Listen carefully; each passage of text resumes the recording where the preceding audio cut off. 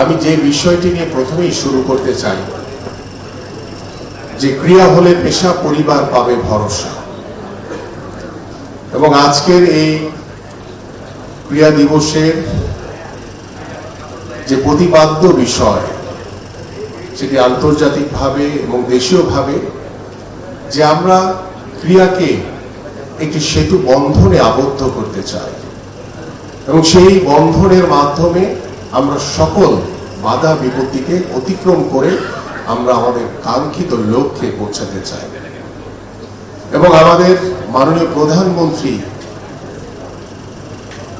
যে আগামীর বাংলাদেশে খেলাধুলাকে পেশা হিসেবে প্রতিষ্ঠার লক্ষ্য নিয়ে তিনি যে কার্যক্রম গত 30শে মার্চ উদ্বোধন করেছেন, আপনারা সকলেই অবগত রয়েছেন যে আমরা ইতিমধ্যে 129 জন খেলোয়াড়কে আমরা জাতীয় বীরদেরকে আমরা বেতন কাঠামোর আওতায় এনে ইতিমধ্যে তাদেরকে ক্রিয়া ভাতা প্রদান করা হয়েছে। এবং আমরা পর্যায়ক্রমে আমরা প্রাথমিকভাবে 500 জন জাতীয় বীর, জাতীয় খেলোয়াড়দেরকে আমরা এই বেতন কাঠামোর ভিতরে অন্তর্ভুক্ত করতে যাচ্ছি ইনশাআল্লাহ। আমরা যে লিস্টটি আমাদের ফেডারেশনের কাছে চেয়েছি, অনেকেই দিয়েছেন, অনেকেই দেন নাই।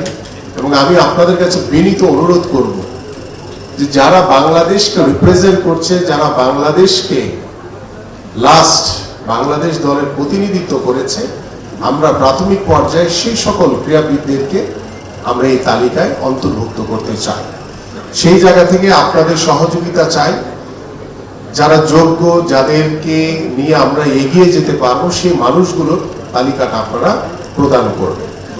এবং আমি আজকে আপনাদের কাছে আরেকটি বিষয় উল্লেখ করতে চাই, আমরা যে সকল ক্রীড়াবিদদেরকে বেতন কাঠামোর আওতায় এনে ক্রিয়া ভাতা প্রদান করছি, আমরা কিন্তু প্রতি 4 মাস অন্তর এটাকে রিভিউ করব। সে পারফরমেন্স তার ঠিক আছে কিনা, সে ওই দলে আছে কিনা।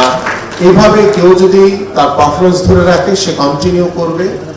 কেউ যদি পারফরমেন্স দল থেকে যদি কেউ বাদ পড়ে যায়, তাহলে কিন্তু সে আমাদের বেতন কাঠামোর যে আওতায় এনে যে ক্রিয়া ভাতা প্রদান করছে, সেই ভাতার আওতায় থেকে কিন্তু তারা সরে পড়বে।